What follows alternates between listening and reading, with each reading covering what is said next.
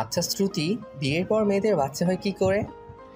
বাসর ঘরের সদ্য বিবাহিত স্বামীর মুখে এমন একটা কথা শুনে যেন আকাশ থেকে পড়ল প্রতিশ্রুতি। এটা কার সাথে বাবা মা বিয়ে দিয়েছে ওকে? কি হলো, কথা বলছো না কেন?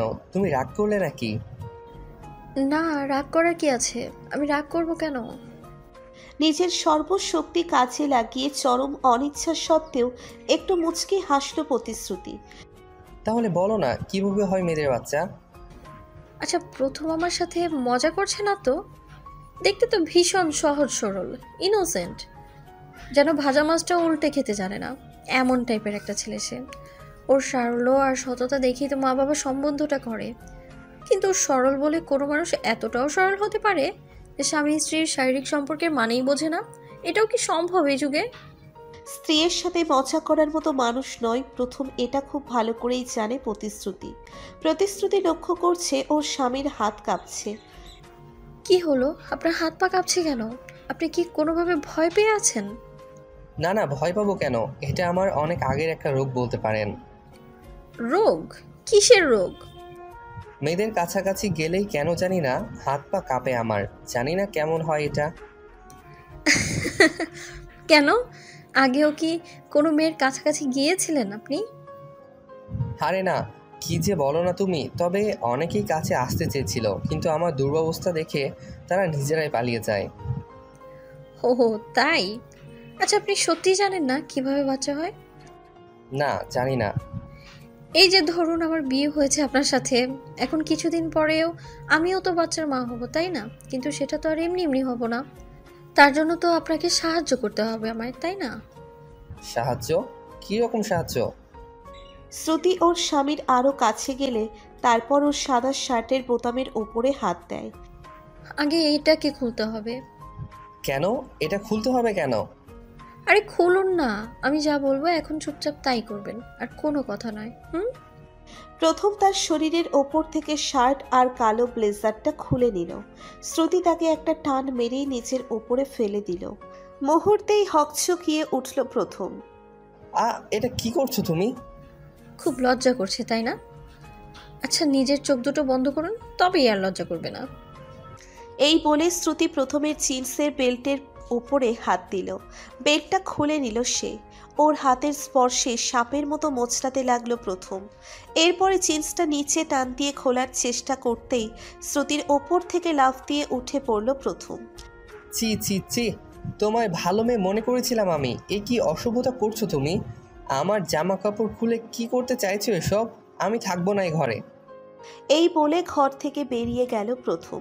শ্রুতি ওর চলে যাবার দিকে চেয়ে রইল। এমনিতেও সারাটা দিন ভীষণ ঝামেলার ভেতরে পার হয়েছে। প্রচুর ঘুম পাচ্ছে তার। এক রাশ হতাশা আর ভারাক্রান্ত মন নিয়ে ঘুমিয়ে পড়ল সে। স্বামীর জন্য আর অপেক্ষা করল না। আর অপেক্ষা করেই বা কি হবে? এমন হাবাগোবা মানুষের সাথে বাবা মা বিয়ে দিয়েছে ওর, না জানি ভাগ্যে কি আছে।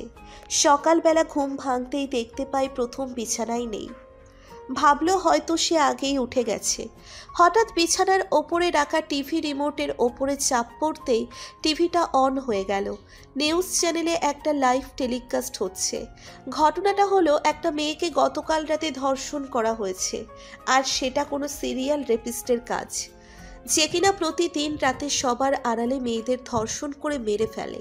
পুলিশ এখনো পর্যন্ত তার কোনো হদিশ পায়নি, কিন্তু এইবার সেই সিরিয়াল রেপিস্টকে শনাক্ত করা যাবে হয়তো, কারণ মেয়েটার লাশের পাশেই একটা ঘড়ি পাওয়া গেছে। পুলিশের ধারণা এটা ওই রেপিস্টের ঘড়ি। জুম ক্যামেরায় ঘড়িটা দেখানো হচ্ছে। প্রতিশ্রুতি অবাক হয়ে গেল ঘড়িটা দেখে।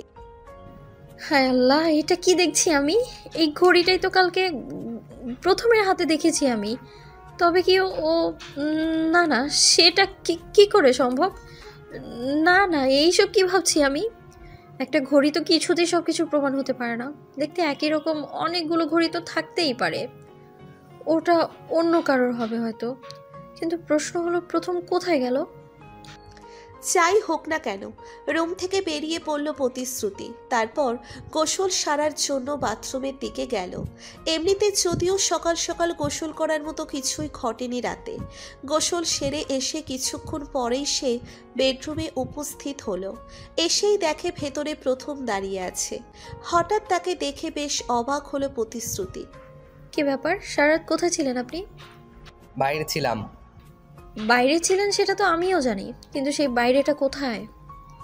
মায়ের ঘরে ছিলাম, তার সাথেই ঘুমিয়েছি। আপনি এখনো মায়ের কাছে ঘুমান? কেন, ঘুমাই তো। কাল আপনি যে অসভ্যতা করলেন আমার সাথে, তারপরও আপনার সাথে রাত কাটাতাম কি করে? আমি অসভ্যতা করেছি আপনার সাথে? তা নয়তো কি, আমি একটা পুরুষ মানুষ, আপনি মহিলা, আপনার সাথে জামা কাপড় খুলবো কেন আমি? সত্যি আপনি না বড্ড অসভ্য আছেন। ও গড, উফ, এ কে রে? এই ছেলে নাকি এখনো মায়ের কাছে ঘুমায়? আচ্ছা তাও ঠিক আছে, ঘুমোতেই পারে, কিন্তু স্বামী স্ত্রীর সম্পর্কে মানে বোঝে না। বাবা মা এটা কার সাথে বিয়ে দিল আমায়? একদিনের সাথে কাটাতে না কাটাতে আমার লাইফটা হেল করে দিল একেবারে। আচ্ছা শোনো, আমার ওয়ালেটটা দাও। ওয়ালেট কোথায় আছে? ওই তো ড্রয়ারে। আর এই নাও চাবি। আর হ্যাঁ, চাবিটা এখন থেকে তোমার কাছেই রেখো। প্রথমের হাত থেকে চাবিটা নিয়ে ড্রয়ার খুলল প্রতিশ্রুতি। তারপরে তাকে ওয়ালেটটা বের করে দিল। চাবিটা রেখেই রুম থেকে হন হন করে বেরিয়ে যায় প্রথম। হঠাৎ ড্রয়ারের ভিতরে একটা জিনিস দেখে চোখ আটকে গেল প্রতিশ্রুতির। জিনিসটাকে উঠিয়ে চোখের সামনে ধরল। একটা ভাঙা চশমা। চশমাটার এক প্রান্ত ভেঙে আছে। এমনিতে সব ঠিক আছে, শুধু একটা ফ্রেমে গ্লাস নেই। জায়গাটা ফাঁকা। একটা বিষয় বেশ খটকা লাগতে লাগলো প্রতিশ্রুতির। আজ থেকে 3 বছর আগের কোনো এক রাতের ঘটনা। প্রতিশ্রুতির জীবনের সব থেকে ভয়ানক অধ্যায় রচিত হয় সেই রাতে, যা মনে পড়লে আজও তার শরীর শিউরে ওঠে। সেই রাতে এক অজ্ঞাতনামা ব্যক্তির হাতে ধর্ষণ হয় প্রতিশ্রুতি। সে ঘটনা ওর জীবনের মোড়ই পাল্টে দিয়েছিল। ওর শ্বশুর বাড়ির লোক সে ব্যাপারে কিছুই জানে না, তাদের জানতে দেওয়া হয়নি। কিন্তু সেদিনের ধর্ষণের সাথে চশমার কি সম্পর্ক, চলুন জেনে নেওয়া যাক। তখন রাত প্রায় 8টা। স্কুল থেকে বাড়ি না ফিরে নিজের এক আত্মীয়কে দেখতে হসপিটালে যায় প্রতিশ্রুতি। হসপিটাল থেকে বেরোতে প্রায় সন্ধ্যা হয়ে যায়। বাসার উদ্দেশ্যে গাড়ি খুঁজতে থাকে সে। প্রায় আধা ঘন্টা পার হয়ে যায়, কোনো গাড়ি পাওয়া গেল না। হঠাৎ একটা ট্যাক্সি পেয়ে গেল। উৎসাহে ড্রাইভারকে ভাড়া পর্যন্ত জিজ্ঞেস না করে সে ট্যাক্সিতে উঠে পড়ে। প্রতিশ্রুতি লক্ষ্য করলো গাড়ির ভিতরে আরও একজন লোক বসে আছে। বলে রাখি, তখন শীতকাল ছিল। লোকটা একটা কোট আর ক্যাপ পরিহিত। এমনভাবে তার মুখমণ্ডল ঢাকা ছিল যে বাহির থেকে কিছুই বোঝা যাচ্ছিল না। ড্রাইভার আপন করে তার গাড়ি চালাচ্ছিলেন। লোকটার সাথে বসতে ভীষণ অস্বস্তি ফিল হচ্ছিল প্রতিশ্রুতির, কিন্তু তখন করার কিছুই ছিল না। এক পর্যায়ে সে লোকটা এসে তার পাশেই বসলো। প্রতিশ্রুতি কিছু একটা বলতে যাবে, ঠিক তখন লোকটা একটা রুমাল বের করে তার মুখের সামনে ধরল। তারপর আর তার কিচ্ছু মনে নেই। ধীরে ধীরে চোখ জোড়া বন্ধ হয়ে আসে। যখন চোখ খুলল, নিজেকে একটা অন্ধকার ঘরের ভিতরে আবিষ্কার করলো প্রতিশ্রুতি। কেউ আগে থেকেই চোখ দুটো বেঁধে দিয়েছে, তাই কিছুই দেখা যাচ্ছে না। তবে এইটুকু বুঝতে পারছে যে একটা বিছানার ওপরে আছে। নিশ্চয়ই জায়গাটা কোনো ঘরের রুমের ভিতরে হবে। কেউ আছো? কে নিয়ে আসলো আমাকে এখানে?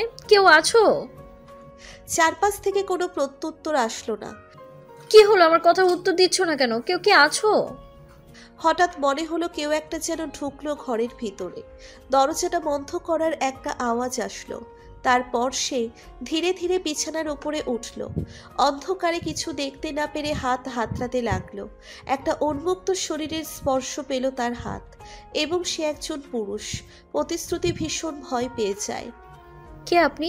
আমায় কেন নিয়ে এসেছেন এখানে? কি চান? লোকটা কোনো উত্তর না দিল। প্রতিশ্রুতিকে ধাক্কা মেরে বিছানার ওপরে শুইয়ে দিল। তারপর ওর উপরে উঠে পড়ে। নিজের সর্বশক্তি দিয়ে তাকে বাধা দেবার অনেক চেষ্টা করে প্রতিশ্রুতি, কিন্তু কোনো লাভ হলো না। এক পর্যায়ে বুঝতে পারল সে ধর্ষণ হচ্ছে লোকটার হাতে। মনে হচ্ছিল যেন লোকটা একটা ধারালো ছুরি দিয়ে তার দেহটা কেটে টুকরো টুকরো করে ফেলছে। এমন অসহ্য যন্ত্রণা আগে কখনো সে অনুভব করেনি। প্রচণ্ড ব্যথা আর যন্ত্রণায় ছটফট করতে লাগলো প্রতিশ্রুতি। সেই অজ্ঞাতনামা ব্যক্তির অমানবিক হিংস্র ধাবা সহ্য করা তার পক্ষে অসম্ভব পর হয়ে পড়ছিল। ছাড়ুন আমায়, এবার ছেড়ে দিন প্লিজ, মরে যাব আমি, আর সহ্য করতে পারছি না।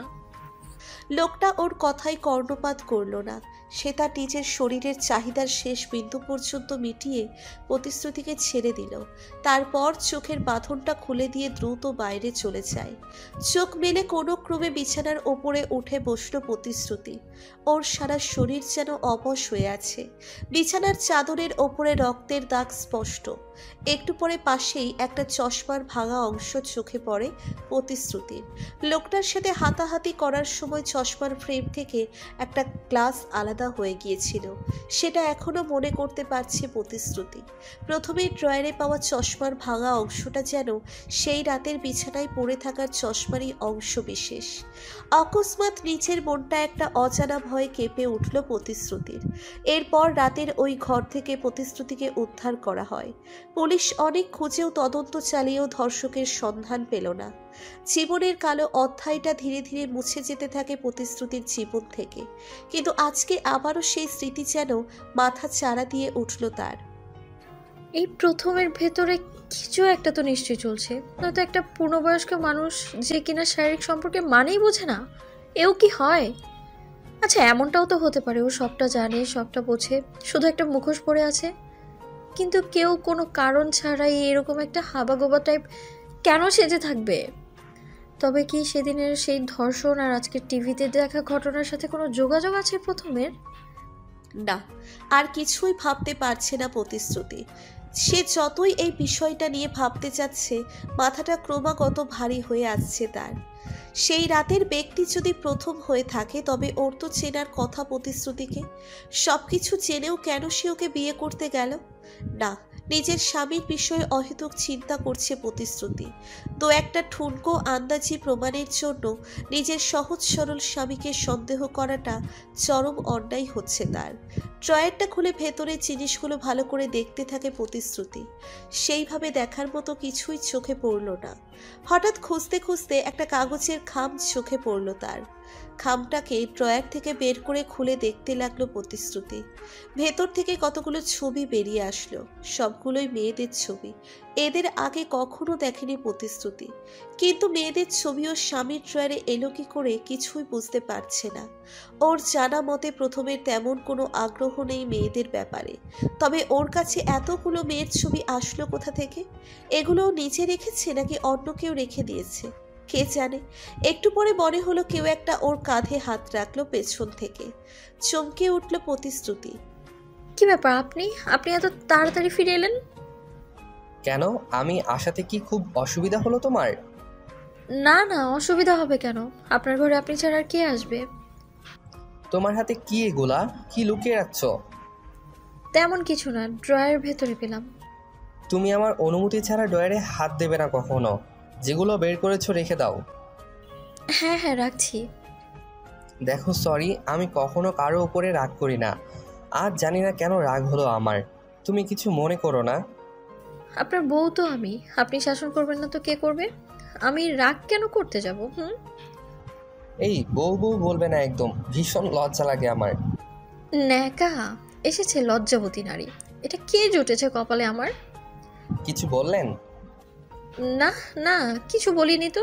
আচ্ছা, আপনাকে আমার বউ বলবো না তো কি বলবো? বুঝতে পারছি ভীষণ লজ্জা লাগে আপনার। জানি না কি বলবে। এভাবে স্বামী বউ একদম বলো না আমার সামনে। এছাড়া যা খুশি ডাকো। এই বলে ঘর থেকে বেরিয়ে গেল প্রথম। স্বামীর চলে যাবার দিকে চেয়ে একটা হাসি দিল প্রতিশ্রুতি। কিন্তু তার মনে একটা খটকা এখনো যেন রয়ে গেছে। সেটা হলো ছবিগুলো। এই ছবিগুলো কাদের আর এই ঘরে কেন, সেটা আর তার জানা হলো না। এরপর দুপুরবেলা বাবার বাসা থেকে একটা ফোন কল আসে প্রতিশ্রুতির। প্রথমকে বললে প্রথম যেতে চাইল না। তাই বাধ্য হয়ে প্রতিশ্রুতিকে একাই যেতে হলো। যদিও বিকেলেই ফেরার সিদ্ধান্ত হয়েছে, কিন্তু নিজের বাড়ি থেকে বেরোতে প্রায় সন্ধ্যা হয়ে আসলো প্রতিশ্রুতির। যদিও বাড়ির লোক রাতটা থেকে যেতে বলে, কিন্তু প্রথমের কথা চিন্তা করে বাসার উদ্দেশ্যে রওনা দিল সে। রাত তখন প্রায় 8:30। রাস্তায় জ্যামের মাঝে গাড়ি দাঁড়িয়ে আছে প্রতিশ্রুতির। অধৈর্য হয়ে চারিদিকে সে চোখ বুলাচ্ছে আর অপেক্ষা করে যাচ্ছে কখন জ্যামটা কাটবে। হঠাৎ নিজের চোখে একটা অদ্ভুত আর অসংলগ্ন জিনিস আবিষ্কার করে প্রতিশ্রুতি। রাস্তার বিপরীত পাশে একটা গলির ভেতরের যেন প্রথমকে যেতে দেখল সে। ওর সাথে 2-3 জন লোক, সবার চেহারায় কেমন একটা গুন্ডা গুন্ডা ভাব স্পষ্ট। বিষয়টা কি বোঝার জন্য গাড়ি থেকে একা নেমে পড়ল। তারপর সে রাস্তায় দাঁড়িয়ে থাকা গাড়িগুলো পাস করতে করতে গলিটার ভিতরে গিয়ে ঢুকলো। লোকগুলো খানিকটা দূরে আছে ওদের পালের গোদাকে ঠিক দেখা যাচ্ছে না, কারণ তাকে আড়াল করে পিছনে ছেলেগুলো হেঁটে চলেছে। চুপি চুপি তাদেরকে কিছু করতে থাকে প্রতিশ্রুতি। চুপি চুপি তাদেরকে পিছু করতে থাকে প্রতিশ্রুতি। লোকগুলো চারিদিক তাকিয়ে একটা বাসার ভেতরে ঢুকে পড়ল। প্রতিশ্রুতি এক দৌড়ে সেই বাসাটার কাছে যায়। বাসার সামনে একটা আধ খোলা জানালাটা দিয়ে উকি মারতেই যা দেখতে পেল, নিজেকে স্থির রাখতে পারল না প্রতিশ্রুতি। হায় আল্লাহ, এইটা কি দেখছি আমি? এ তো প্রথম। ও এইখানে কি করছে? প্রথমের বেশভূষা সম্পূর্ণ অন্যরকম। সেই ছিমছাম সাদামাটা সহজ সরল প্রথমের সম্পূর্ণ উল্টো এর সব কিছু। কিন্তু গলার স্বর, সেটা তো আর পাল্টানো সম্ভব নয়। প্রতিশ্রুতি স্পষ্ট শুনতে পেল ভেতরে প্রথম কিছু একটা বলছে। এই দৃশ্য দেখে ভয়ে হাত পা কাঁপতে লাগলো প্রতিশ্রুতির। তার মানে ও যেটা ভাবছে সেটা সত্যি? এই সব কিছুর সাথে প্রথম জড়িয়ে? লোকজন চলে আসতেই ওই জায়গা থেকে সরে পড়ল প্রতিশ্রুতি, কারণ ও চায় না প্রথম দেখে ফেলুক ওকে বা সন্দেহ করুক। তারপর সোজা নিজের বাসায় চলে আসলো। সারাটা পথ যে কিভাবে জার্নি করে এসেছে একমাত্র সেই জানে। বেডরুমের দরজাটা খুলতেই যেন মাথায় বাজ পড়ল তার। প্রথমে একটা ম্যাগাজিন হাতে বিছানার উপরে শুয়ে আছে, পাশেই একটা চায়ের কাপ। এ কি তুমি? এই তোমার বিকালে আসা হলো? বেডরুমের দরজাটা খুলতেই যেন মাথায় বাজ পড়ল প্রতিশ্রুতির। প্রথমে একটা ম্যাগাজিন হাতে বিছানার ওপরে শুয়ে আছে, পাশেই একটা চায়ের কাপ। আপনি আপনি এইখানে? হ্যাঁ, এখানে। না তো কি অন্য কোথাও থাকার কথা ছিল নাকি আমার? না, এটা হতে পারে না। এটা হতে পারে না, কিছুতেই না। বিড়বিড় করে কি বলছো এগুলা? আমি তো বুঝতে পারছি না কিছুই। আর তুমি এভাবে আমতা আমতা করছোই বা কেন? আপনি কখন আসলেন ঘরে? কখন আসলাম মানে কি? আমি তো সন্ধ্যা থেকেই বাসায় আছি। তুমি আসতে লেট করেছো বলে ভীষণ টেনশন হচ্ছিল। ইভেন ফোন করেছিল কয়েকবার, দেখো রিসিভ করনি তুমি। প্রতিশ্রুতির মাথার ওপর দিয়ে যাচ্ছে সব কিছু। একটু আগেই নিজের চোখে প্রথমকে দেখে এসেছে সে, এখন কিনা প্রথম দিব্যি বসে আছে ওর সামনে। সব থেকে বড় কথা, প্রথমের ব্যবহার দ্বারা বিন্দুমাত্র মনে হচ্ছে না ও কিছু একটা লুকাচ্ছে। সেই রকম কিছু হলে ওর চোখ মুখে সেই ছাপ স্পষ্ট ফুটে উঠত। প্রথম যদি এখানেই থেকে থাকে তবে ওখানে ওটা কে ছিল? না, বাড়ির অন্য কারোর সাথে কথা বলতে হবে এই বিষয়ে, নয়তো আজকের পেটের ভাত হজম হবে না আমার। বেডরুম থেকে বেরিয়ে গেল সে। তারপর ড্রয়িং রুমে আসলো। ড্রয়িং রুমে প্রথমেই ছোট ভাই সার্থক বসে বসে টিভি দেখছে। ভাবিকে হনহন করে আসতে দেখে উঠে দাঁড়ালো সে। কি হয়েছে ভাবি? সব কিছু ঠিক আছে তো? তোমার আসতে এত রাত হলো কেন? সেসব কথা পরে হবে, আগে তুমি আমার একটা কথার উত্তর দাও তো ভাই। কথা? কি কথা বলো? আজ সন্ধ্যা থেকেই তো বাসায় আছো তুমি, তাই না? হ্যাঁ, কিন্তু কেন? আচ্ছা, তোমার ভাইয়া কি কোথাও বেরিয়েছিল সন্ধ্যার পরে বা তারও আগে? হ্যাঁ, কি বললে তুমি? ভাইয়া সন্ধ্যার পরে বাসা থেকে বেরোবে, ওর ব্যাপারে কিছুই জানো না এখনো তুমি ভাবি? কি জানি না আমি। ও হলো একটা ভিতুর হাতটি। সন্ধ্যার পরে বাথরুমে যেতে পর্যন্ত মানুষ লাগে ওর, একা একা যেতে পারে না। বাসা থেকে বের হওয়া তো দুঃস্বপ্ন।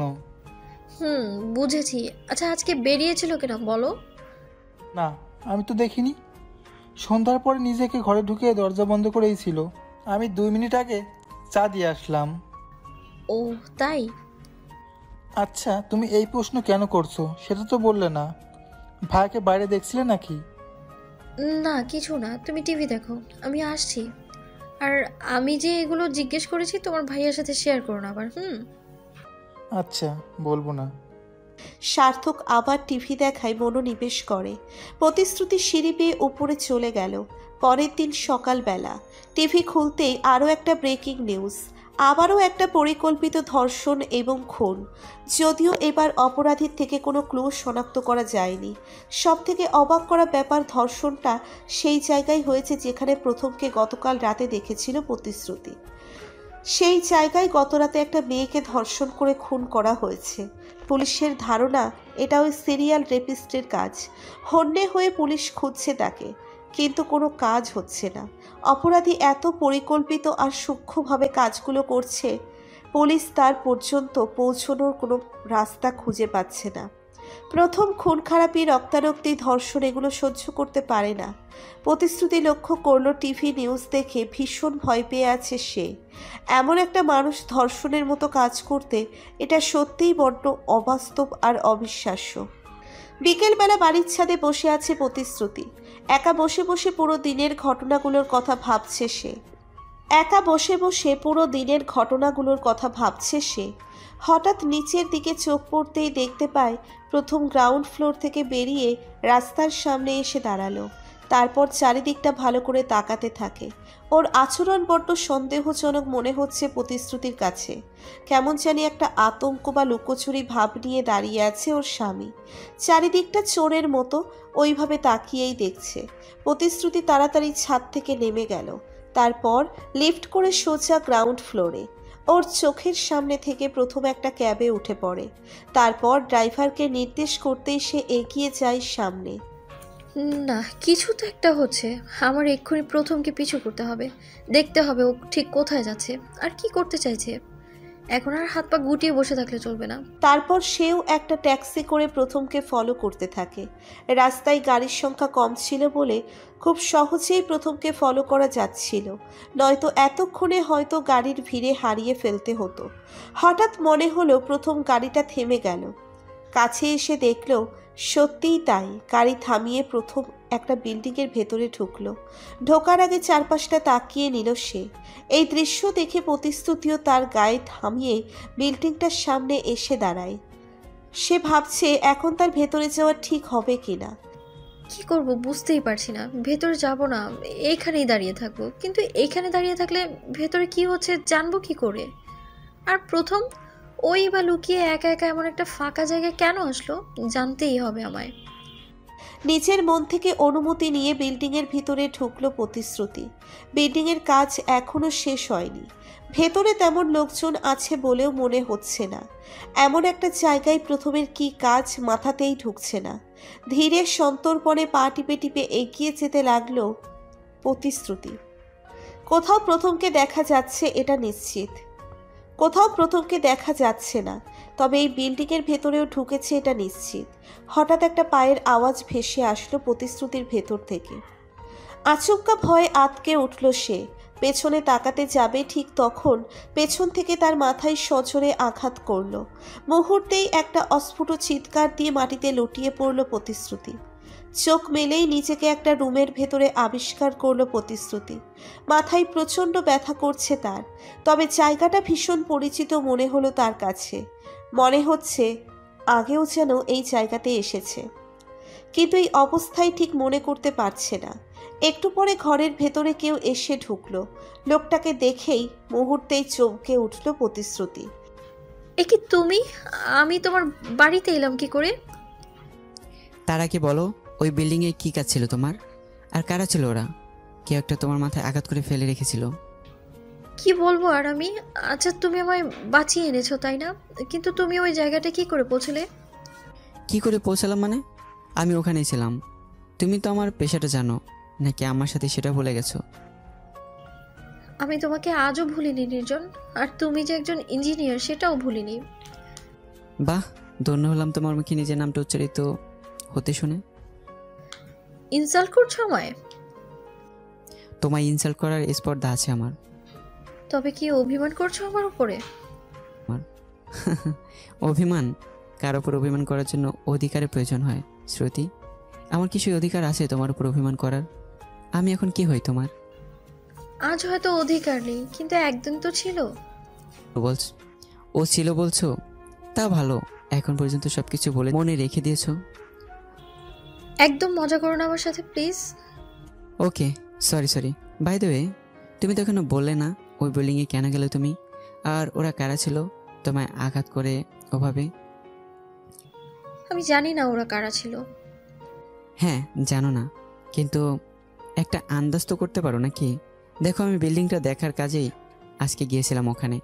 গিয়ে দেখি তুমি অজ্ঞান হয়ে মেঝেতে পড়ে আছো। আর তখন 2 বা 3 জন লোক বেরিয়ে যায় সেখান থেকে। তোমার দিকে অ্যাটেনশন দেবার কারণে তাদেরকে ধরতে পারলাম না। নির্জন প্রতিশ্রুতির প্রাক্তন প্রেমিকা। ওদের একসময় দুজনের দুজনকে নিয়ে ঘর বাঁধার স্বপ্ন ছিল, কিন্তু বিধিবাম কোনো কারণে সেই স্বপ্ন আর পূরণ হলো না। প্রতিশ্রুতি আজ অন্য ঘরের বউ। সে কি করে নির্জনের কাছে নিজের স্বামীর ওপরে সন্দেহের কথা বলবে? সেটা মোটেও সমীচীন হবে না। তবে ওই বিল্ডিংয়ে প্রথম ছিল এটা তো নিশ্চিত। প্রতিশ্রুতিকে আঘাত কে করলো, আর আঘাত যখন করলোই সেটা প্রথমের কোনোভাবে চোখে পড়ল না। চোখে পড়লে আজ আর এই মুহূর্তে নিজের প্রাক্তন প্রেমিকের ঘরে শুয়ে থাকতে হতো না প্রতিশ্রুতিকে। তুমি কি কিছু ভাবছো শ্রুতি? আচ্ছা, হতে পারে তোমার কোনো প্রাইভেট বিষয়। আমি প্রশ্ন করে বিব্রত করতে চাই না তোমায়। আমি শুধু চাই তুমি সুস্থ থাকো আর ভালো থাকো। একটা প্রশ্ন করি তোমায়, কিছু মনে করো না। বলো। বিয়ে করোনি নাকি এখনো সিঙ্গেল?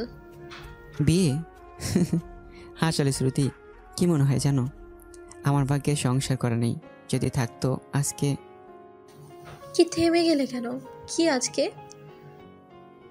না কিছু না, আমার মনে তোমার এখন বেরোনো উচিত। জানি যেতে অনেক কষ্ট হবে, তাও যেতে হবে। তুমি আমায় পৌঁছে দিবে একটু? তোমার শ্বশুরবাড়ির লোকজন, বিশেষ করে তোমার স্বামী, আমাদের একসাথে দেখলে মাইন্ড করবে না তো আবার? না, ওরা সেরকম মানুষ নয়, কেউ কিছু মনে করবে না। আচ্ছা চলো, দেখা যাক কি হয়।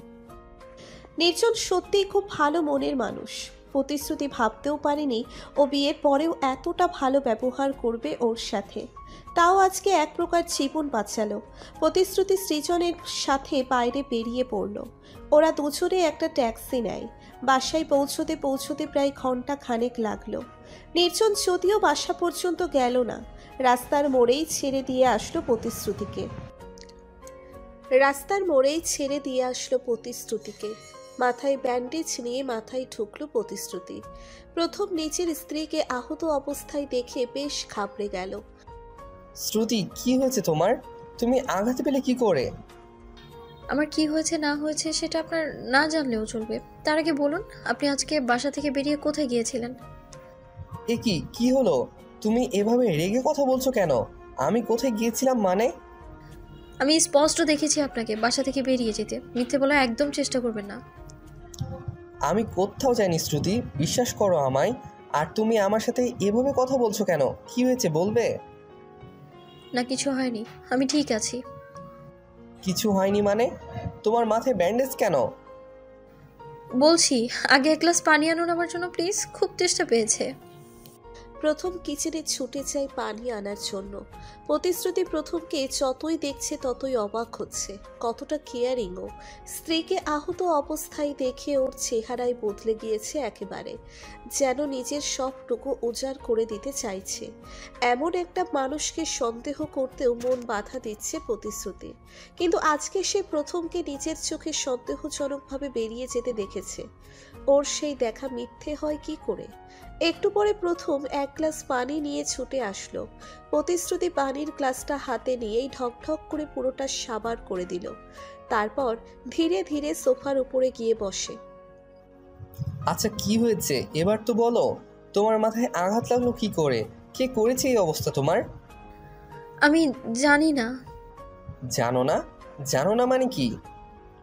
আমি সত্যিই জানি না। কিন্তু কেউ তোমাকে কেন মারতে যাবে? আর বাঁচালোই বা কে তোমায়? আমি বলতে চাইছি, তোমার চিকিৎসা কে করলো? নির্জন আমায় দেখতে পেয়ে ওর বাসায় নিয়ে যায়, সেখানেই ট্রিটমেন্ট হয় আমার। নির্জন? নির্জনকে? নির্জন আমার পুরনো এক বন্ধু।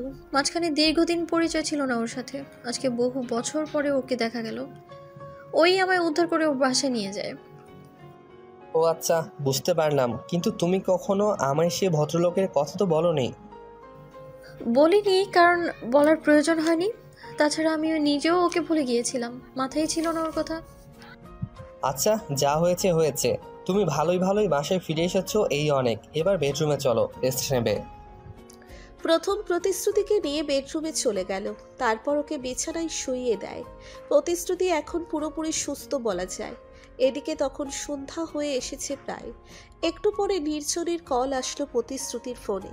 এমনিতেও প্রথম নেই এখন রুমে, তাই নির্দ্বিধায় ফোন রিসিভ করলো প্রতিশ্রুতি। পাশে পৌঁছে তো ঠিক মতো? হ্যাঁ, পৌঁছেছি। শরীরে কি অবস্থা এখন তোমার? এই তো মোটামুটি, অনেকটাই ভালো। কি করছো এখন? খাবার দাবার খেয়েছো কি? না, এখনো খাইনি। প্রথম আমার হাজবেন্ড আর ওর ছোট ভাই ওরা দুজন রান্না করছে। বাহ, ভালোই তো। ওরা তোমার খুব টেক কেয়ার করে, তাই না? হ্যাঁ, করে তো। আচ্ছা, তুমি কোথায় এখন? বাসায়? না, আমি অফিসে আছি, একটু পরে বাসায় ফিরবো। ঠিক আছে, কাজ শেষ করে বাসায় যাও, আমি দেখি ওদের কত দূর হলো। ওকে, গুড বাই, টেক কেয়ার। ফোনটা রেখে কিচেনের দিকে গেল প্রতিশ্রুতি। ওদের রান্না বান্না কমপ্লিট হয়ে গেছে ইতিমধ্যে। সবাই খেয়ে দিয়ে যে যার রুমে চলে যায়। সার্থক ওর ঘরে আছে। এদিকে প্রথম আর প্রতিশ্রুতি ওদের ঘরে। তখন রাত 10টা ওভার। তুমি কিন্তু আমাকে সেই জিনিসটা শেখালে না। কোন জিনিসটা? আরে ওই যে সেদিন বাসরাতে তোমায় যেটা জিজ্ঞেস করেছিলাম। ও, মেয়েদের সন্তান কি করে হয়, তাই তো? কি করে শেখাতাম? আপনি তো নিজেই আমাকে কতগুলো কথা শুনিয়ে উঠে গেলেন। ওটা তো লজ্জার কারণে বলেছিলাম। তো আজ কি লজ্জা করছে না? হ্যাঁ করেছে, তবে কম, একটু একটু। আপনি আমার সাথে মজা করছেন, তাই না? আমি জানি আপনি সব জানেন, সব বুঝতে পারেন, শুধু শুধু বোকা বানালেন আমায়, তাই না? না, বিশ্বাস করো আমি কিচ্ছু জানি না, আর তোমাকে বোকা বানানোর কোনো ইচ্ছা নেই আমার। সত্যি বলছেন? আমার কিন্তু বিশ্বাস করতে কষ্ট হচ্ছে। হ্যাঁ সত্যি বলছি। ঠিক আছে, তবে শেখাচ্ছি। এই বলে প্রতিশ্রুতি ছপ করে প্রথমের ওপরে উঠে পড়ল। ভয়ে যেন প্রথমের কাছুমাছু অবস্থা। কি হলো? এত ভয় পেলে চলে নাকি? আমার বুক কাঁপছে, প্লিজ ছেড়ে দাও আমায়। না, আজকে আর ছাড়ছি না আপনাকে। আজকে তো আমি শিখিয়ে ছাড়বো। আর শুধু শেখাবো না, আজকে আপনাদের সন্তানের থাক, যাক গে সেই কথা। প্রতিশ্রুতি প্রথমে শার্টটা খুলে ফেলল। এরপর ওর মুখের কাছাকাছি গিয়ে ঠোঁটের ওপরে একটা চুমু দিল। যে পুরুষ কোনো মহিলার সংস্পর্শে এতটা নাজেহাল হয়ে পড়ে, সে আর যাই হোক রেপ করতে পারে না, তাও সিরিয়াল রেপিস্টের মতো কিছু। এটা অসম্ভব। যাই ঘটে যাক না কেন, প্রথমের ওপর থেকে সব সন্দেহ যেন দূরীভূত হয়ে যাচ্ছে প্রতিশ্রুতির। প্রথমের লজ্জা আর ভয় কেটে যাচ্ছে ধীরে ধীরে। প্রতিশ্রুতি দুহাতে দিয়ে শক্ত করে জড়িয়ে ধরল নিজের স্বামীকে। তারপরে তার মাথাটাকে চেপে নিজের গলার অঞ্চলের সাথে মিলিয়ে একাকার করে নিল। প্রথমে একটা চাদর টেনে নেয় ওদের দুজনের ওপরে। এরপরে আর কারো মুখ থেকে কোনো কথা বেরোলো না, শুধু ভালোবাসার আদান প্রদানের পালা বদল চলতে থাকে। তার রেশ ধরে মাঝে মাঝে নরম খাটের বিছানাটা আন্দোলিত হচ্ছিল। তার সাথে সাথে দুজন নরনারীর নিঃশ্বাসের শব্দ। রাত প্রায় 1টা। হঠাৎ ঘুম ভেঙে গেল প্রতিশ্রুতির। পাশ ফিরেই দেখে প্রথম নেই বিছানায়। বুকটা যেন ধরফর করে উঠল তার। কি হলো ব্যাপারটা? এত রাতে প্রথম কোথায় গেল? বাথরুমে গেলেও ও তো একা যায় না কখনো। লাইটটা অন করে চারিদিক খুঁজতে লাগলো প্রতিশ্রুতি। ঠিক তখন একটা ফোন কলের মৃদু আওয়াজ আসলো। এটা তো প্রথমের ফোনের রিংটোন মনে হচ্ছে। তার মানে ওর ফোন ঘরেই আছে। ফোনটা আর কোথাও না, প্রথমের বালিশের নিচেই ছিল, তাই শব্দটা স্পষ্ট আসছিল না। কৌতূহল বশত ফোনটা রিসিভ করে প্রতিশ্রুতি। ওপাশ থেকে একটা সুপরিচিত কণ্ঠ ভেসে এসলো তার কানে। কণ্ঠস্বরটা শুনে যেন মাথায় বাজ পড়ল প্রতিশ্রুতির। নিজের কানকে বিশ্বাস করতে পারছে না সে, কারণ আওয়াজটা আর কারণ নয়, নির্জনের ছিল। তার মানে নির্জন আর প্রথম এরা একে অপরকে চেনে, কিন্তু সেটা কি করে সম্ভব হতে পারে? আর ওরা একে অপরকে চিনবেই যখন, দুজনের কেউ স্বীকার করলো না কেন সেটা? কি এমন সম্পর্ক আছে ওদের দুজনের মধ্যে? কিন্তু এই সময় আর এত রাতে প্রথম কোথায় গেল? প্রতিশ্রুতি খুঁজতে থাকে তাকে। হঠাৎ অন্ধকারে কারোর সাথে একটা ধাক্কা খেলো সে। অমনি আটকে উঠল সে। কে কে এখানে? আমি প্রথম, তোমার হাজব্যান্ড। আপনি আপনি এত রাতে কোথায় গিয়েছিলেন? আমি এদিকে খুঁজে মরছি আপনাকে। কোথায় আর যাব, একটু ছাদে গিয়েছিলাম। আপনি ছাদে গিয়েছিলেন রাতে, আর তাও একা একা? আচ্ছা, এখন কি অন্ধকারে দাঁড়িয়ে দাঁড়িয়ে কথা বলবে? আগে ঘরে চলো। প্রথম আর প্রতিশ্রুতি ওদের বেডরুমে আসলো। প্রতিশ্রুতির হাতে নিজের ফোনটা দেখে বেশ অবাক হলো প্রথম। এ কি, এটা তো আমার ফোন, তুমি আমার ফোন নিয়ে কি করছো? কেন, ফোনটা ধরে কি খুব অন্যায় করে ফেলেছি? নাই, অন্যায়ের কথা জানি না, তুমি আমার ফোন ধরলে কেন? আগে তার উত্তর দাও। প্রথম, আমি আপনার স্ত্রী হই। আপনার সব জিনিসের উপর পূর্ণ অধিকার আছে আমার। তুমি এরপর আমাকে না বলে কোনো জিনিসে হাত দেবে না। আমি বুঝতে পারছি না কি এমন আছে ফোনে, আর আপনি মনে হয় ভয় পেয়ে আছেন আমি ফোনটা ধরাতে। আচ্ছা, কেউ কি ফোন দিয়েছিল নাকি? কেন, কেউ কল দেবার কথা ছিল নাকি? প্রতিশ্রুতি কল লিস্ট থেকে নির্জনের নম্বরটা মুছে ফেলেছে, যাতে প্রথম কিছু বুঝতে না পারে। কারণ সে চায় না প্রথম কোনো কারণে সন্দেহ করুক তাকে। তবে ও আরও বেশি সতর্ক হয়ে যেতে পারে। তখন আর চাইলেও কিছু করতে পারবে না প্রতিশ্রুতি। একবার ভেবেছিল নিজের স্বামীর কাছে নির্জনের কথা জিজ্ঞেস করবে, কিন্তু পরে ভেবে দেখলো প্রথম কিছুতেই নির্জনের সাথে ওর সম্পর্কের কথা স্বীকার করবে না। সেটা করার হলে বিকেলে এভাবে চিনেও না চেনার ভান করতো না। কি হলো, বললেন না যে? বিশেষ কারো ফোন করার কথা ছিল? না, কে আর ফোন করবে আমার কাছে, তাও এত রাতে? দেখো, আমার পার্সোনাল জিনিসে কেউ হাত দিলে এটা ঠিক পছন্দ করি না আমি ছোটবেলা থেকেই এরকম। তুমি প্লিজ আমার ব্যবহারে কষ্ট পেও না। ঠিক আছে, তুমি যখন চাইছো না তোমার পার্সোনাল কোনো জিনিসে হাত দেবো না আমি, কিন্তু এত রাতে ছাদে কেন গিয়েছিলে, তাও একা একা? সেটা তো বললে না আমায়। আমি তো জানি তুমি অন্ধকারে ভীষণ ভয় পাও। এমনি ভালো লাগছিল না, তাই ছাদে গিয়েছিলাম। একবার ভেবেছিলাম তোমায় ডেকে তুলবো, পরে কিছু একটা ভেবে একাই চলে গেলাম, আর কিছু না। প্রথমের এই কথার ভেতরেও যেন কোথাও মিথ্যার গন্ধ পাচ্ছে প্রতিশ্রুতি। ও কিছুতেই বিশ্বাস করতে পারছে না নিজের স্বামীর কথা। প্রথমকে অবিশ্বাস বা সন্দেহ করার কোনো ইচ্ছে নেই প্রতিশ্রুতির। ও বরাবর চাই ওর নিজের স্বামীর প্রতি সকল অবিশ্বাস সন্দেহ যেন ভুল প্রমাণিত হয়। তবে হেরে গিয়েও জিতে যায় প্রতিশ্রুতি। কিন্তু প্রথমের কার্যক্রম বারবার ওকে সন্দেহ করতে বাধ্য করে। আজকে নির্জনের ফোন কল ওর সন্দেহকে আরও কয়েক গুণ বাড়িয়ে দিয়েছে। পরের দিন সকালবেলা আবারও সেই একই ব্রেকিং নিউজ। রাতে এক কিশোরীকে ধর্ষণ।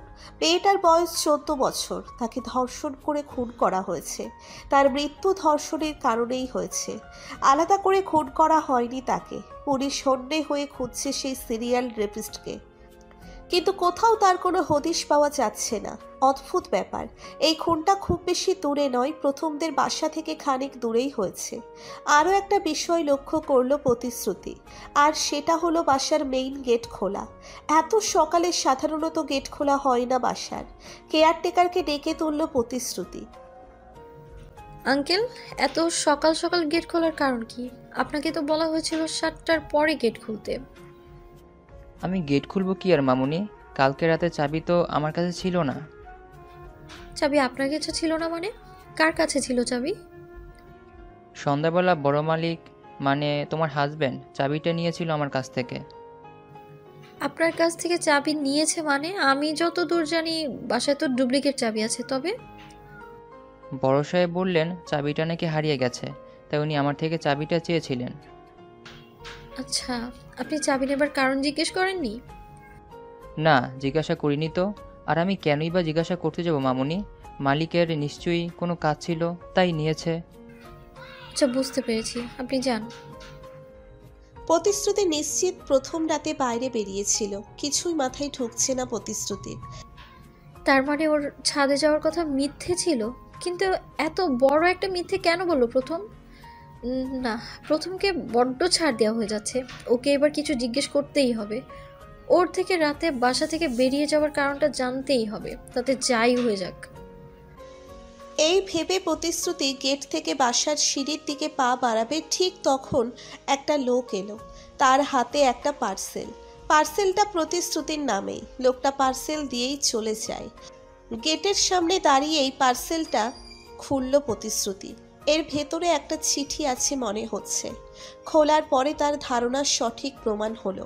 চিঠিটা খুলতেই দেখলো ভেতরে কয়েকটা লাইন লেখা, 249টা ডান, আর একটা মাত্র রেপ বাকি, তবেই 250 হবে, আর এটাই হবে আমার জীবনের শেষ রেপ, আর সেটা তোমার দ্বারা পূর্ণ হতে চলেছে, তৈরি থেকো।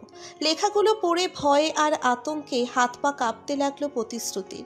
চিঠিটা কে পাঠালো তার কাছে? তার কোনো নাম বা ঠিকানা উল্লেখ নেই, তবে যেই পাঠাক না কেন সে যে একজন ভয়ানক সাংঘাতিক লোক এই বিষয়ে কোনো সন্দেহ নেই। হঠাৎ প্রতিশ্রুতির মনে হলো কেউ যেন ওর সামনে এসে দাঁড়ালো। মুহূর্তেই চমকে উঠল সে। কি হলো? এত সকালে গেটের সামনে দাঁড়িয়ে কি করছো? না, কিছু না, কিছু না মানে? এমনি এলাম। আচ্ছা, তোমার হাতে কি ওটা?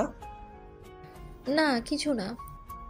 কিছু না বললেই হলো? আমি স্পষ্ট দেখতে পাচ্ছি একটা চিঠির মতো কিছু আছে তোমার হাতে। আরে এটা তেমন গুরুত্বপূর্ণ কিছু না, ছেড়ে দাও। ঠিক আছে, দেখাও আমাকে। হ্যাঁ দেখবো, তার আগে বলো তো গতকাল রাতে কোথায় গিয়েছিলে তুমি? গত রাতে গিয়েছিলাম মানে? কোথায় যাব আমি? দেখো, আমি কিন্তু কেয়ারটেকারের কাছ থেকে জেনেছি গেটের চাবিটা তোমার কাছেই ছিল, আর সকালে এসেই দেখতে পেলাম গেটটাও খোলাই আছে। তার মানে কি দাঁড়ালো? তুমি কি সন্দেহ করছো আমায় কোনো কারণে? না, তোমার সন্দেহ করব আমি? শুধু এইটুকুই জানতে চাইছি, রাতে কোথায় গিয়েছিলে তুমি? তুমি তো জানো গত রাতে একটা ধর্ষণ হয়েছে আমাদের এলাকায়। হ্যাঁ, নিউজে দেখলাম, কিন্তু রাতে কোথাও যাইনি আমি। গেটটা আমি কিছুক্ষণ আগেই খুললাম। ইনফ্যাক্ট সার্থক বের হয়েছিল জগিং করতে। তুমি তো জানো ও সকালে জগিংয়ে বের হয়, আজ একটু আগেই বের হয়েছিল মনে হয়। এবার কাগজটা দেখাও। আচ্ছা, আগে বাসায় চলো, পরে দেখাচ্ছি, এবার চলো। প্রতিশ্রুতি নিজের স্বামীকে কোনো রকম একটা বুঝ দিয়ে বাসায় নিয়ে গেল। প্রথমকে এই চিঠিটার ব্যাপারে কিছুই বলতে চায় না সে, তবে সমস্যা আরও বাড়তে পারে। আগে সে জানতে চায় চিঠিটা ঠিক কে পাঠিয়েছে, কার ইন্ধন আছে এই ব্যাপারে। কিন্তু যাই হয়ে যাক না কেন, মন থেকে ভয়টা যেন কিছুতেই কাটছে না প্রতিশ্রুতির। না জানি কখন কি হয়ে যায়। একটা অজানা বিপদের আশঙ্কায় প্রহর গুনতে হচ্ছে তাকে। এভাবে সারাটা দিন কেটে গেল। রাতের বেলা প্রায় 1:30টার দিকে ঘুম ভেঙে গেল প্রতিশ্রুতির। হঠাৎ মনে হলো ও নিজের বাড়িতে নেই, একটা গাড়ির ভিতরে আছে সে, আর গাড়িটা চলছে। সবকিছু একটা দুঃস্বপ্নের মতো মনে হতে লাগলো প্রতিশ্রুতির কাছে। কিন্তু না, ধীরে ধীরে বুঝতে পারল যা ঘটছে সব সত্যি। কেউ প্রতিশ্রুতিকে একটা ট্যাক্সিতে বন্দি করে কোথাও নিয়ে যাচ্ছে, কিন্তু কোথায় নিয়ে যাচ্ছে আর কে নিয়ে যাচ্ছে কিছুই বুঝতে পারছে না সে। প্রতিশ্রুতি এটাও বুঝতে পারছে ওকে অজ্ঞান করা হয়েছিল, আর অজ্ঞান করেই গাড়িতে তোলা হয়েছে। চিৎকার করবার মতো শক্তিটুকু পাচ্ছে না সে এই মুহূর্তে। গাড়িটা অনেকক্ষণ পরেই থেমে গেল। দুজন অপরিচিত লোক এসে প্রতিশ্রুতিকে গাড়ি থেকে নামিয়ে নিল। তারপর একটা বাসার ভিতরে চলে যায়। জায়গাটা বেশ পরিচিত লাগছে প্রতিশ্রুতির কাছে। এ তো সেই ঘরটা যেখানে প্রথমবার ধর্ষণ করা হয়েছিল তাকে। তার মানে আগের বার যে ব্যক্তি ধর্ষণ করেছিল তাকে এটা তারই কাজ। তবে কি সকালবেলা চিঠিটা এখান থেকেই এসেছিল? কেউ আছো? আমার কথা শুনতে পাচ্ছ কেউ? কেন নিয়ে এসেছো আমায় এখানে? কি হলো? কথা বলছেন না কেন? দেখো, আমার সাথে চালাকি করার চেষ্টা করো না একদম। আমি জানি তুমি একজন সিরিয়াল রেপিস্ট। দিনের পর দিন মেয়েদের ধর্ষণ করে তুমি তাদের খুন করছো। কেন করছো এগুলো? কি উদ্দেশ্য তোমার? আমার সামনে এসো। এই তুমি এত কথা বলছো কেন? চুপ করবে? কি ভেবেছো তোমার চিৎকার চেঁচামেচি শুনে কেউ তোমার সাহায্য করতে ছুটে আসবে? যদি তাই ভেবে থাকো তবে তুমি ভুল করেছো। কে কে তুমি? আমায় এখানে নিয়ে এসেছো কেন? আমি তোমাকে নিয়ে আসিনি, যা করার আমাদের বস করেছে। আর একটু অপেক্ষা করো, তিনি একটু পরেই চলে আসবে। বস? কে বস তোমাদের? সেটা নিজেই দেখতে পাবে, অবশ্য তিনি যদি চান। তবে হ্যাঁ, শুধু এটুকু জেনে রাখো, তোমার সাথে সেটাই হবে যেটা বাকিদের সাথে হয়েছে। নিজের চরম সর্বনাশের জন্য অপেক্ষা করতে থাকো। ভয় আর আতঙ্কে প্রতিশ্রুতির প্রাণ ওষ্ঠাগত প্রায়। ওর অনুমান তার মানে সত্যি। ভয়ঙ্কর কিছু ঘটতে চলেছে প্রতিশ্রুতির সাথে। প্রতিশ্রুতি জানে না কে ওকে নিয়ে এসেছে ওখানে, আর ও নিজের বাড়ি থেকে অজ্ঞান অবস্থায় গাড়ির ভিতর চলে আসলো এটাও জানা নেই। প্রথমদের বাড়ি থেকেই তাকে কিডন্যাপ করা হয়েছে, এটা তো ঠিক, কিন্তু প্রথম, সার্থক, অন্যান্য লোকজনেরা কোথায় ছিল তখন? বাসার এত মানুষের চোখের আড়াল থেকে অন্য কেউ এসে প্রতিশ্রুতিকে কিডন্যাপ করলো কি করে? বিশেষ করে প্রথম, কিছুই মাথায় ঢুকছে না প্রতিশ্রুতির। একটু পরে দরজার বাইরের সেই লোকটা আবারও বলে উঠল, এই তো বস এসে গেছে আমাদের। প্রতিশ্রুতির কানে রুমের দরজাটা খোলার শব্দ কারোর কানে ভেসে আসলো, সাথে পায়ের আওয়াজ, ভীষণ পরিচিত যেন সেই পায়ের আওয়াজ তার। অন্ধকারে কিছুই বোঝা যাচ্ছে না। লোকটা ধীরে ধীরে ঘরের ভিতরে ঢুকলো, পা টিপে টিপে এগিয়ে যেতে লাগলো প্রতিশ্রুতির দিকে। কে কে তুমি? সাহস থাকলে আমায় দেখা দাও। এভাবে অন্ধকারে লুকিয়ে আছো কেন? আমার কাছে আসবে না, একদম কাছে আসবে না, দূরে থাকো, আমার থেকে একদম দূরে থাকো। লোকটা আরো কাছে আসলো প্রতিশ্রুতির। তারপর প্রতিশ্রুতির সাথে ধস্তাধস্তি শুরু হয় তার রীতিমতো। লোকটা প্রতিশ্রুতির সাথে খারাপ কিছু করতে চাইছে, কিন্তু কিছুতেই যেন পেরে উঠছে না ওর সাথে। পেছনের দিকে এগোতে এগোতে কিছু একটা হাত স্পর্শ করলো প্রতিশ্রুতির। সে বুঝতে পারলো লোহার ভারী কোনো জিনিস মনে হচ্ছে। নিজেকে বাঁচানোর একটা শেষ চেষ্টা করতেই হবে, তাতে যা হবার হোক। এই ভেবে সেই রডটা উঠিয়ে সজোরে লোকটার মাথায় আঘাত করলো। মুহূর্তে আঁতকে উঠল সে। প্রতিশ্রুতি বুঝতে পারল তার মাথা ফেটে গেছে হয়তো। লোকটা একটু একটু করে নির্জীব হয়ে আসছে। সে প্রতিশ্রুতির উপরে জোর জবরদস্তি করার শক্তি হারিয়ে ফেলছে যেন। এটাই পালানোর মোক্ষম সুযোগ। এর দুর্বলতা সুযোগ দিয়ে পালাতে হবে প্রতিশ্রুতিকে। লোকটাকে ধাক্কা মেরে ফেলে দিয়ে বিছানা থেকে উঠে পড়ল প্রতিশ্রুতি। তারপর এক দৌড়ে দরজার দিকে গেল। অদ্ভুত ব্যাপার, সেই লোকটা আর নেই সেখানে, তাই পালাতে আর অসুবিধে হলো না প্রতিশ্রুতির। বাড়িটা থেকে বের হয়ে সোজা রাস্তায় বেরিয়ে পড়ল প্রতিশ্রুতি। তারপর ছুটতে লাগলো। নিজের দীর্ঘশ্বাসের আওয়াজ নিজেই শুনতে পাচ্ছে সে। ছুটতে ছুটতে হঠাৎ সে রাস্তার মাঝখানে হোঁচট খেয়ে পড়ল। মনে হলো প্রথমের গলার আওয়াজ শুনল। শ্রুতি, শ্রুতি, তুমি এখানে? এত রাতে রাস্তায় কি করছো তুমি? আপনি এখানে এলেন কি করে? আরে আমি খুঁজে মরছি তোমায়। এত রাতে তুমি বাসা থেকে বের হলে কেন বলো আমায়। আমি বাসা থেকে বের হইনি, কেউ জোর করে নিয়ে এসেছিল আমায়। কি বলছো কি তুমি এগুলো? কে জোর করে তোমায় আমার বাসা থেকে তুলে এনেছে? কে সে? তার নাম বলো। আমি দেখিনি তাকে, তবে সে এখনো আছে, পালাতে পারেনি নিশ্চয়ই। আপনি জানেন সে আর কেউ নয়। পুলিশ যে সিরিয়াল রেপিস্টকে খুঁজে বেড়াচ্ছে সে সেই ব্যক্তি। ও মাই গড, কি বলছো তুমি এগুলা? তবে তো আমাদের ওকে হাতে নাতে ধরা উচিত। চলো, আমি যাব তোমার সাথে, আমায় নিয়ে চলো। হ্যাঁ, কিন্তু আমাদের এইভাবে যাওয়াটা একদম ঠিক হবে না। আপনি একটা কাজ করুন, পুলিশকে ফোন দিন, আমরা পুলিশ নিয়েই যাব ওখানে। আজ ওর মুখোশ টেনে খুলে ফেলার সুযোগ পেয়েছি, এটা কিছুতেই হারাতে চাই না। একদম ঠিক বলেছ, আমি পুলিশকেই ফোন করছি। কিন্তু তার ভেতরে ও যদি পালিয়ে যায়? না, ও পালাতে পারবে না, আমি নিশ্চিত। আপনি তাড়াতাড়ি ফোন করুন। প্রথম পুলিশ স্টেশনে কল করলো। আধা ঘন্টা বাদে পুলিশ আসে। প্রতিশ্রুতি পুলিশ নিয়ে সেই বাড়িটায় পৌঁছে গেল, সাথে তার স্বামী প্রথম। প্রথমের দিকে তাকাতে পারছে না প্রতিশ্রুতি। বেচারা নিজের বউকে খুঁজতে খুঁজতে আধমরা অবস্থা। সেই বেডরুমের ভেতরে যেখানে প্রতিশ্রুতিকে ধর্ষণের চেষ্টা করা হয়েছিল সেখানে উপস্থিত হয় সবাই। রুমের লাইট অন করা হলো। সবাই দেখতে পাচ্ছে একটা লোক খাটের উপর উপুড় হয়ে পড়ে আছে। পুলিশ এগিয়ে গেল তার দিকে। তারপর লোকটাকে ধরে চিৎ করে শুইয়ে দেওয়া হলো। তার চেহারা দেখে আঁতকে উঠল প্রতিশ্রুতি। এ তো নির্জনকে এই জায়গায় আর এই অবস্থায় দেখতে হবে স্বপ্নেও ভাবতে পারেনি প্রতিশ্রুতি। তার মানে সিরিয়াল রেপিস্ট আর কেউ নয়, নির্জন, প্রতিশ্রুতির প্রাক্তন প্রেমিক। আর প্রতিশ্রুতি ওর হাতেই ধর্ষিতা হয়েছিল আগে। পা থেকে যেন ধীরে ধীরে মাটি সরে যাচ্ছে প্রতিশ্রুতির। নিজেকে কিছুতেই সামলাতে পারছে না সে। ইতিমধ্যেই প্রেস মিডিয়া একত্রিত হলো। লাইট ক্যামেরায় গোটা বাড়ি ঘিরে যায়। আর সেটা হবারই কথা। প্রায় 250 ধর্ষণ এবং খুন করা এক সিরিয়াল রেপিস্ট হাতে নাতে ধরা পড়েছে। এর থেকে বড় ব্রেকিং আর কি হতে পারে? বাড়ির সামনে প্রথমের সাথে দাঁড়িয়ে আছে প্রতিশ্রুতি। ভেতরে ডাক্তার দিয়ে নির্জনকে সুস্থ করানো হচ্ছে। একটু পরে গ্রেপ্তার অবস্থায় নির্জনকে নিয়ে বেরিয়ে আসলো পুলিশ। প্রতিশ্রুতি ভয়ে তাকাতে পারছে না ওর দিকে। নির্জন প্রচুর চিৎকার চেঁচামেচি করছে। আমাকে ছেড়ে দিন, আমি কিছু করিনি, ছেড়ে দিন আমায়, আমি কিছু জানি না। প্রতিশ্রুতি, বাঁচাও আমায়, আমায় ভুল বোঝো না, আমি তোমাকে দর্শন করতে চাইনি, আমি কোনো ক্ষতি করিনি তোমার, বিশ্বাস করো। নির্জনের কথাগুলো শেলের মতো বিদ্ধ হচ্ছে প্রতিশ্রুতির কানে। একবার নির্জনের দিকে তাকিয়ে মুখ ফিরিয়ে নিল সে।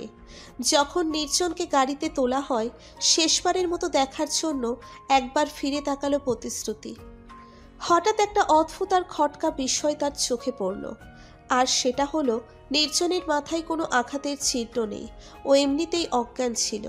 কিন্তু প্রতিশ্রুতির এখনও স্পষ্ট মনে আছে সে ওই ব্যক্তির মাথায় জোরে লোহা দিয়ে বাড়ি মেরেছিল। তাড়াহুড়োতে পুলিশকে সেই কথা বলতেই ভুলে যায়। সেই আঘাতের চিহ্ন এভাবে কি করে গায়েব হয়ে যেতে পারে? একটা অজানা আশঙ্কায় বুকটা কেঁপে উঠল প্রতিশ্রুতির। নির্জনকে পুলিশের গাড়িতে তুলে দিয়ে যাওয়া হলো।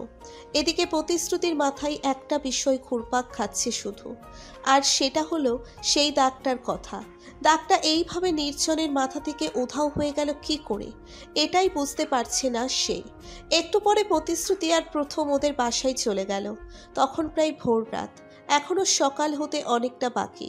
বাড়িতে এসেই শুয়ে পড়ল সবাই। এমনিতেই সারা রাত ধকল গিয়েছে সবার ওপর দিয়ে। সকালবেলা বাসায় প্রেসের লোক আসবে, প্রতিশ্রুতিকে বিস্তারিত জিজ্ঞাসাবাদ করা হবে, সেই কারণে প্রস্তুতি হতেও বলা হয়েছে তাকে। প্রথম খেয়াল করলো তার স্ত্রী ঘুমিয়ে পড়েছে। নিজের ফোনটা হাতে নিয়ে ধীরে ধীরে বিছানা থেকে নেমে পড়ল সে। তারপর পা টিপে টিপে ছাদের দিকে চলে যায়। ছাদে এসে চারপাশটা তাকালো সে। না, কেউ নেই চারপাশে। ফোন থেকে একটা নম্বর ডায়াল করে কল দিল সে। একটু পরে তার কলটা রিসিভ হলো। কি হলো, ফোন ধরতে এত সময় লাগে? কি করছিলে এতক্ষণ? কিছু করিনি, একটু বাইরে ছিলাম। ভালো, আচ্ছা, যে কথাটা বলার জন্য ফোন করেছি, কেউ কিছু বুঝতে পারবে না তো? আবার আমরা ধরা পড়ে যাব না তো? আরে কি যে বলছো তুমি, ধরা পড়ার কোনো চান্সই নেই। আমরা তোমার স্ত্রীর এক্সের উপর নজর রাখছিলাম সারাক্ষণ। তারপর সুযোগ বুঝে ওকে তুলে এনে অজ্ঞান করে বিছানার উপর শুয়ে দিই। এখন পুলিশ কি করে জানবে এগুলো বলো? আরও বললেই বাকি, কে বিশ্বাস করবে এর কথা? সে বুঝলাম, কিন্তু ওই ছেলেটা কোথায় যাকে শ্রুতির কাছে রেপিস্ট সাজিয়ে পাঠানো হয়েছিল? ওর মাথা ঠিক আছে তো? রডের আঘাতে কেটে গেছে খানিকটা, তবে একটু আগে দেখলাম জ্ঞান ফিরেছে। বাহ, খুব ভালো। শোনো, ওকে বাইরে বের হতে দিও না, যেন কোনো ঝামেলা না হয়। বুঝতে পেরেছি, আমি দেখেই রাখবো ওকে, তুমি চিন্তা করো না। আর শোনো, যখন তখন ফোন দিও না আমায়, আমি প্রয়োজন পড়লে ফোন করে নেব। পাক্কা। সেদিন রাতে তো তোমায় ফোন করতে গিয়ে বিপদে পড়ে গেছিলাম আমি। বিপদ? কিসের বিপদ? আরে বলতে ভুলে গেছিলাম, সেদিন রাতে ফোন দিলাম, কিছুতেই ফোন রিসিভ করছিলে না তুমি। হঠাৎ ফোন রিসিভ হলো, সেটা তুমি ছিলে না, কোনো মহিলা কণ্ঠ ছিল, তোমার ওয়াইফ হবে নিশ্চয়ই। তারপর তারপর কি হলো? তারপর আর কি হবে, আমি ভয় পেয়ে ফোন কেটে দিলাম। আমার মনে হয় আমার কণ্ঠ শুনে উনি অন্য কাউকে ভেবেছিলেন, তাই চুপ ছিলেন কিছুক্ষণ। ভালো করেছো, এমন উল্টাপাল্টা কাজ করো না আর কখনো। যা করার ভেবেচিন্তে করবে। ঠিক আছে, ওকে, বাই, টেক কেয়ার। হঠাৎ প্রথমের মনে হলো কেউ নিচে নেমে সিঁড়ি দিয়ে। সর্বনাশ, আড়ি পেতে ওর কথাগুলো শুনে নিল না তো কেউ? একটু পরে আবার কিছু একটা পড়ার শব্দ হয়। প্রথমে সন্দেহ আরও দৃঢ় হয়, তার মানে কেউ নিশ্চয়ই ছিল এখানে, আর সে হয়তো সমস্ত কথা শুনে নিয়েছে। তাড়াহুড়োতে ছাদের গেটটা অফ করা হয়নি। ধুর, কি যে একটা বোকামি হয়ে গেল। প্রথম ছুটে গেল নিচের দিকে। কারো পায়ের আওয়াজ শুনতে পাচ্ছে সে, আর সে দৌড়চ্ছে। প্রথমের কাছে এবার সবটা পরিষ্কার হয়ে গেল। সে স্পষ্ট দেখতে পেল প্রতিশ্রুতি ছুটে নিচের রুমের দিকে চলে গেল। তার আর বুঝতে বাকি রইল না ওটা প্রতিশ্রুতিই ছিল। তার মানে ও লুকিয়ে সবটা শুনে নিয়েছে। দৌড়ে বেডরুমের দিকে ছুটে চলল প্রথম। ও পৌঁছতে পৌঁছতে প্রতিশ্রুতি ঘরের দরজাটা বন্ধ করে দিল। প্রথম ভীষণ রেগে যায় এটা দেখে। শ্রুতি, দরজা খোলো, দরজা খোলো বলছি।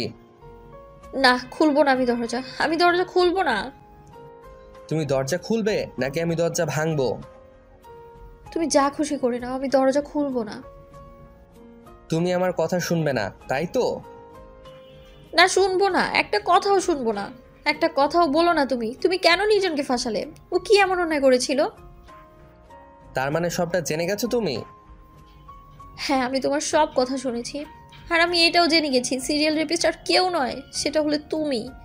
এই ভালো মানুষই, ভদ্রতা, কিছু না জানা, এটা একটা মুখোশ তোমার। এই মুখোশের আড়ালে একটা ভয়ানক পশু লুকিয়ে আছে। কি? তুই আমাকে পশু বললি? এত বড় সাহস তোর?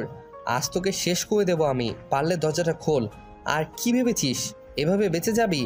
তোকে যে আমার হাতে মরতেই হবে, সব জেনে গেছিস তুই। তোকে বাঁচিয়ে রাখা মানে জেনে শুনে সুইসাইড করা। তুমি কেন করলে এটা? কি এমন ক্ষতি করেছিলাম আমি তোমার, বলো? আর তুমি তুমি নির্জনকে চিনলে কি করে? কেন? নির্জনের জন্য খুব মায়া হচ্ছে বুঝি? ওর কাজ রাতেই তো খালাস করে দিয়েছি আমি। নিজের সমস্ত অন্যায়ের দায়ভার বেচারার উপরে চাপিয়ে এবার বাড়িতে এসে নিশ্চিন্তে ঘুমাবো আমি। কেউ আমার আসল রূপটা কোনোদিন জানতেই পারবে না। ও হ্যাঁ, আর চিনলাম কি করে ওকে? মনে আছে তুমি আমায় ফলো করতে করতে একদিন একটা বিল্ডিং পর্যন্ত চলে গিয়েছিলে? ওই দিন তোমার মাথায় আর কেউ না, আমি আঘাত করেছিলাম। কিন্তু মাঝপথে ওর দুর্ভাগ্যই টেনে নিয়েছিল ওকে। আমার লোক ওর উপর নজর রাখে তারপর থেকে। আমি জানতে পারলাম ওর সাথে তোমার কোনো একটা সম্পর্ক নিশ্চয় আছে। ঠিক তখন একটা ছক কষলাম, কী করে নিজের সমস্ত কুকর্ম ওর ঘাড়ে চাপিয়ে আমি হাঁপ ছেড়ে বাঁচতে পারি। সত্যি কথা বলতে মেয়েদের দেহভোগ করতে করতে অরুচি ধরে গিয়েছিল আমার। এসবের প্রতি আর কোনো নেশা কাজ করছিল না আমার। তাই চেয়েছি এবার এসব থেকে বেরিয়ে আসবো। কিন্তু আমি বেরিয়ে আসলেই তো আর পুলিশ হাত পা গুটিয়ে থাকবে না। পুলিশের মুখ বন্ধ করার জন্য একটা মোক্ষম চাল দিলাম আমি। প্রথমে একটা চিঠি পাঠাই তোমাকে, তারপরে তোমায় কিডন্যাপ করে আমার লোক ওই বাড়িতে নিয়ে যায় যেখানে প্রথমবারের মতো ধর্ষণ করেছিলাম তোমাকে। বিশ্বাস করো, ওটা ছিল আমার জীবনের প্রথম ধর্ষণ, যেটা শুরু তোমার মাধ্যমেই হয়েছিল। ভাগ্যের পরিহাস দেখো, সেই তুমি আমার ঘরে আমার বউ হয়ে এলে। আমার লোক তোমার প্রাক্তনকে অজ্ঞান করে তুলে এনে ধর্ষকের ভূমিকায় বসিয়ে দিল, আর তুমি সেটাই বিশ্বাস করলে। তুমি শুধু না, সারা দেশের লোক এখন এটাই জানবে নির্জন একজন সিরিয়াল ধর্ষক এবং খুনি।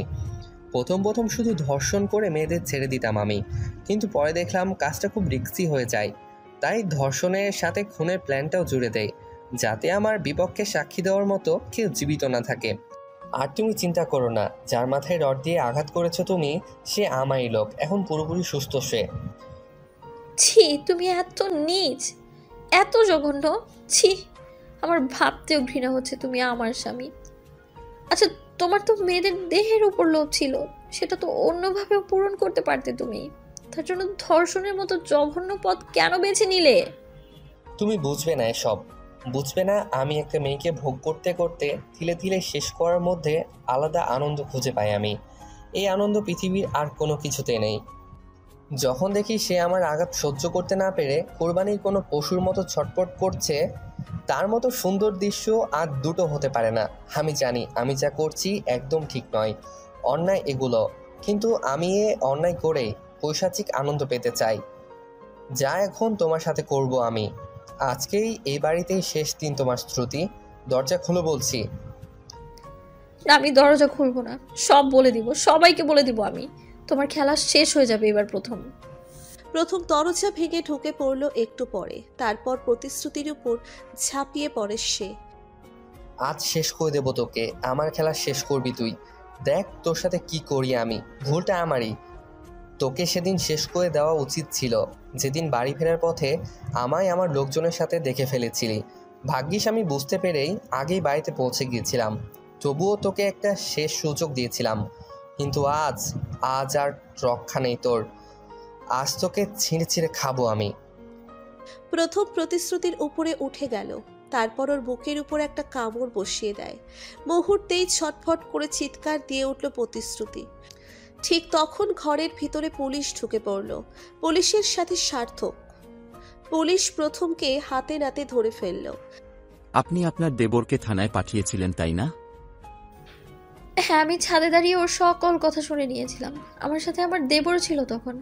আর দেরি না করে আমি ওকে থানায় পাঠিয়ে দিলাম। অনেক অনেক ধন্যবাদ আপনাদের যে আপনারা যথাসময়ে চলে আসলেন। এরপর পুলিশ প্রথমকে গ্রেফতার করে থানায় নিয়ে গেল। প্রথমকে রিমান্ডে নেওয়া হয়। তার ভেতরে প্রথমের সাঙ্গপাঙ্গদের পর্যন্ত পৌঁছে যায় পুলিশ। প্রথম সবটা স্বীকার করতে বাধ্য হয়। তারও কিছুদিন পরে নির্জনকে সমস্ত অভিযোগ থেকে মুক্ত করে দিল আদালত। আর অনবরত খুন আর ধর্ষণের অপরাধে প্রথমের ওপর মৃত্যুদণ্ড কার্যকর করার আদেশ দেওয়া হয়। আর ওর সাঙ্গপাঙ্গদের বিভিন্ন মেয়াদের সাজা দেওয়া হলো। এর 1 বছর পরে হাসপাতালের বেডে শুয়ে আছে প্রতিশ্রুতি। ওর পাশে এক সদ্য নবজাতক। একটু পরে নির্জন এসে কেবিনে ঢুকলো। ছেলেকে দেখেই মুখে হাসি ফুটে উঠল তার। কি খবর লিটল নির্জন? কথা বলো না তো, তোমার লিটল ঘুম হচ্ছে। আচ্ছা, ওর তো একটা নাম রাখতে হবে। এখন কিছু ভাবলে তুমি? না, এখনো ভাবিনি। আচ্ছা, তুমি একটা নাম ঠিক করে দাও না। আমি কি নাম দেব? যা খুশি দাও, যেটা ভালো লাগে তোমার। হ্যাঁ, পেয়েছি। আচ্ছা, ওর নাম তিয়াস রাখলে কেমন হয়? তিয়াস? বাহ, খুব সুন্দর নাম।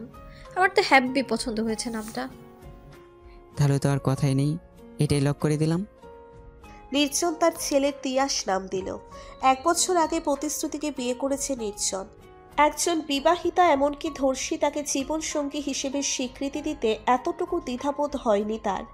কারণ নির্জন ভালো করেই জানে যে অন্যায় কেউ নিজে থেকে করে না, সেটা অন্যায় হতেই পারে না। প্রতিশ্রুতিকে কেউ জোর করে ধর্ষণ করেছে, এতে সে অপবিত্র বা নষ্ট হয়ে যায়নি, বা তার চরিত্র কলুষিত হয়নি।